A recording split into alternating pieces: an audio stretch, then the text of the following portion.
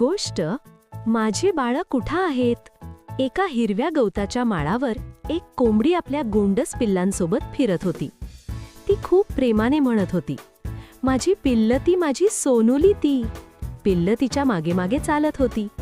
सगळं खूप आनंदात चाललं होतं. तेवढ्यात त्यांना गवतामध्ये एक काळा लांब पाईप दिसला. एक पिल्लू उत्सुकतेने त्या पाईपमध्ये शिरलं. बाकीची पिल्लं सुद्धा त्या पिल्लाच्या मागोमाग पाईपमध्ये शिरली. कोंबडीला थोडी काळजी वाटू लागली. ती म्हणाली, अरे आत जाऊ नका.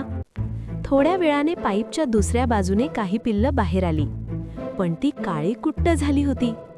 कोंबडी घाबरून म्हणाली, अगं बाई, माझी बाळं कुठं गेली? ही काळी पिल्लं कुठून आली?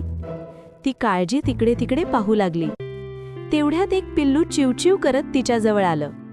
कोंबडीने नीट पाहिलं आणि तिला कळलं, हीच तिची पिल्लं होती, फक्त पाईपमुळे काळी झाली होती. कोंबडी हसली आणि म्हणाली, अरे रे, मीच घाबरले होते. माझी सोनुली तर इथेच आहेत. तिने सगळ्या पिल्लांना जवळ घेतलं आणि त्यांना स्वच्छ केलं. सगळे पुन्हा आनंदात खेळायला लागले. गोष्टीतून बोध: दिसण्यावरून निर्णय घेऊ नये. घाबरण्यापेक्षा नीट विचार करावा. तुम्हाला ही गोड गोष्ट आवडली असेल तर लाईक करा. अशा अजून सुंदर गोष्टींसाठी चॅनल सबस्क्राईब करा आणि तुमचा आवडता भाग कॉमेंटमध्ये नक्की सांगा.